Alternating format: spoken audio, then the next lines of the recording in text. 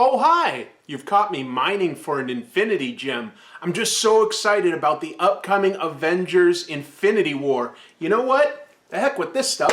It seems like a good time to review an Avengers comic. I mean, the movie's just about to come out, and Avengers have had a lot of highs, like the Korvac saga, the Kree-Skrull War, 1968's Grandpa becomes a YouTube star. You know what? Now that I think of it, they've also had their lows. Like this lineup with all of our favorites: Black Knight, Crystal, Cersei, Hercules, Black Widow, and Vision. And 4 out of 6 of them are wearing leather jackets. Rad! But in my opinion, their lowest point had to be this book, Avengers number 200, a book that had 4 credited writers, and none of them want to take responsibility for writing it. Tropes. Comic Tropes.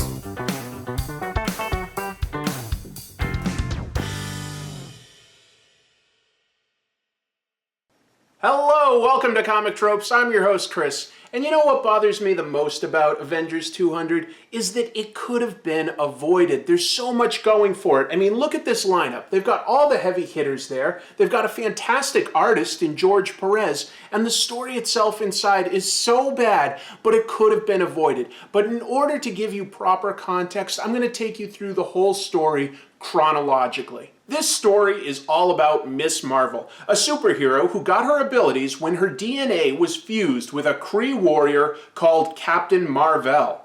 Captain Mar-Vell liked humanity and became a hero on Earth, but the Kree themselves are alien conquerors. We've seen them in the Marvel Cinematic Universe in Guardians of the Galaxy and Agents of S.H.I.E.L.D. In 1978's Miss Marvel number 19, written by Chris Claremont, the leader of the Kree, a type of organic supercomputer known as the Supreme Intelligence, threatens Miss Marvel. The Kree have reached the end of their ability to evolve, and the Intelligence says he has a plan to use Miss Marvel's Kree-human hybrid form to give birth to a new generation of Kree. His plan is to wipe out her entire personality with the Millennium Bloom, a flower that overwrites someone's personality. The Intelligence isn't successful, but the idea was out there. Fast forward 2 years. Miss Marvel's title has been canceled and she joined the Avengers. But writer David Michelinie felt the roster was now too full and he wanted to write her out of the book. In issue 197, it was revealed that Miss Marvel had become pregnant, but she had no idea how. Behind the scenes, writer David Michelinie had a plan to follow up on Claremont's idea to have the Supreme Intelligence overwrite Miss Marvel's personality and use her as a breeding ground for a new generation of warriors. But at the last minute, a wrench was thrown into the gears. Or should I say, a laser wrench was thrown into the space gears? No, I shouldn't have said that. Just a few months earlier, Marvel published an issue of What If that used the Supreme Intelligence's plan. It was a story about the Kree-Skrull War storyline, but set in an alternate timeline where Avengers sidekick Rick Jones died. Rick and Captain Mar-Vell were bonded at this time, so Rick also had fused human and Kree DNA. And in this storyline, the Supreme Intelligence uses Rick's body to create a new Kree life form. I feel that the blame for this story probably has to lie at Editor-in-Chief Jim Shooter's feet, because he would have, or at least should have, known about all the different storylines that were going on across the titles, and should have coordinated things better so that this storyline in What If wasn't used, so that writer David Michelinie in Avengers could have continued as he saw fit. The 4 credited writers on Avengers number 200 are Michelinie and his sometime writing partner Bob Layton, artist George Perez, and editor-in-chief Jim Shooter. They're all credited as being the co-writers of this issue. But I think we can at least rule out George Perez, because he was probably credited due to the Marvel method. And that is basically where a writer will give the artist a plot, and then it's up to the artist to lay that out as they see fit throughout the issue, and then the writer goes back in and adds the dialogue. So they were probably just crediting George Perez for his role in essentially storyboarding the whole thing. But I don't think he really liked it because he left Marvel pretty much right after this issue came out. He went over to DC and started up the incredibly popular Teen Titans book with Marv Wolfman. So let's talk about Avengers number 200 itself. It begins with Miss Marvel in delivery, just days after learning she was pregnant. Her doctor is Donald Blake, the alter ego of Thor, and the android Jocasta, who was a new addition to the Avengers. Outside, the rest of the team pace outside like a stereotype of nervous fathers. Check out Wonder Man's superhero outfit. A turtleneck and shades along with a red jacket. It looks like he went to some sort of H&M clearance sale and just had to take what was available as his superhero costume.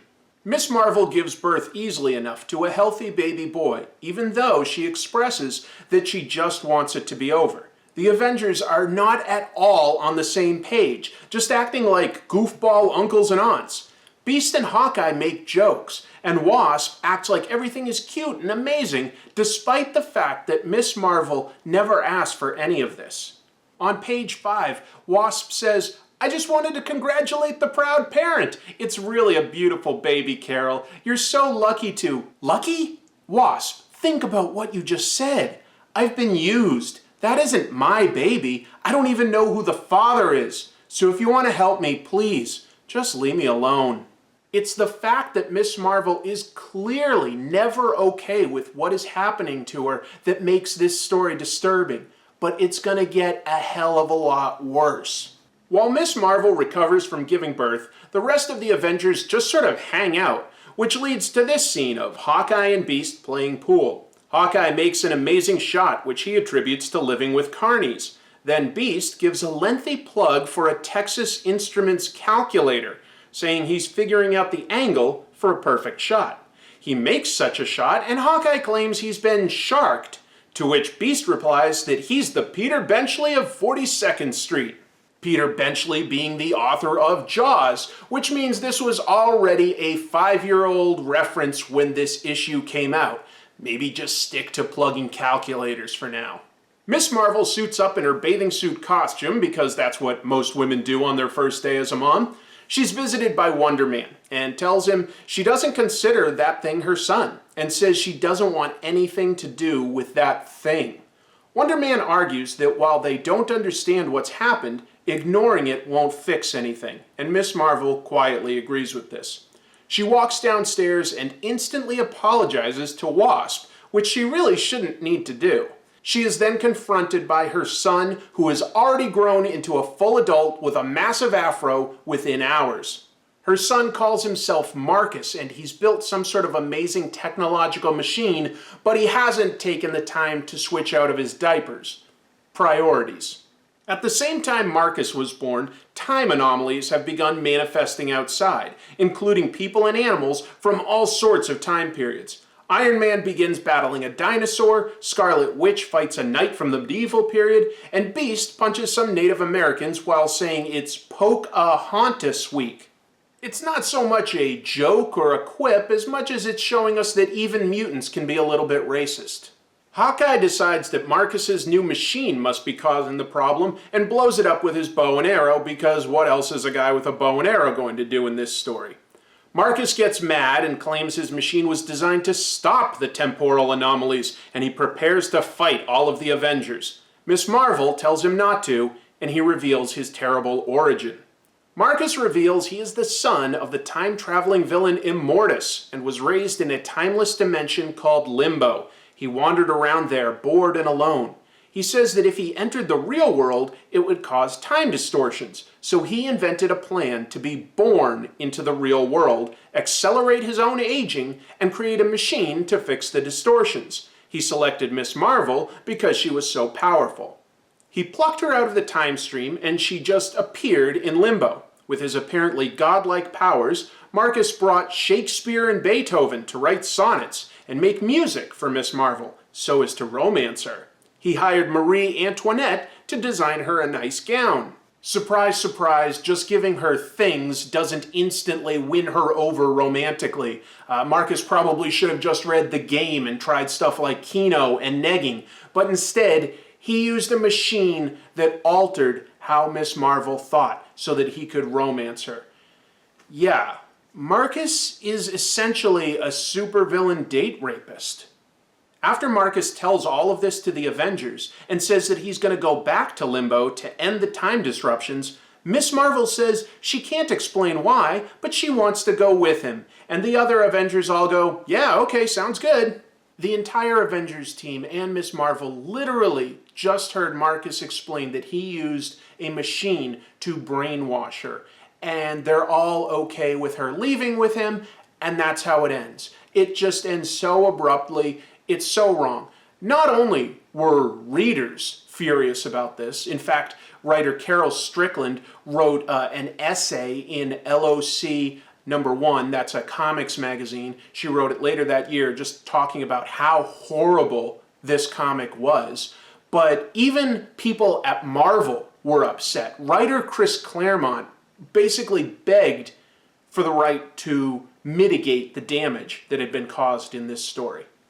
I've already mentioned how artist George Perez left, but writer Chris Claremont, who had written Miss Marvel's solo title, felt obligated to fix at least some of this damage. And to their credit, Marvel did let him do so in the pages of Avengers Annual number 10, which came out a year after issue number 200. In the story, Miss Marvel returns to the real world and is rescued from falling by Spider-Woman. Miss Marvel's memories are gone, so Spider-Woman contacts Professor X of the X-Men to use his telepathic powers to help her. Most of the issue deals with the Avengers battling the Brotherhood of Evil Mutants, who have added Rogue to their ranks. This was her debut. By the end of the story, the Avengers have won, and they go to check on Miss Marvel at the X-Men's mansion. And Miss Marvel really lets the Avengers have it. She says they betrayed her. She explains her point of view, telling the team, "There I was, pregnant by an unknown source, running through a 9-month term literally overnight, confused, terrified, shaken to the core of my being as a hero, a person, a woman. I turned to you for help, and I got jokes. The Wasp thought it was great, and the Beast offered to play teddy bear. Your concerns were for the baby, not for how it came to be, nor of the cost to me of that conception. You took everything Marcus said at face value. You didn't question, you didn't doubt. You simply let me go with a smile and a wave and a bouncy bon voyage. That was your mistake, for which I paid the price. My mistake was trusting you." And that's the whole sordid story.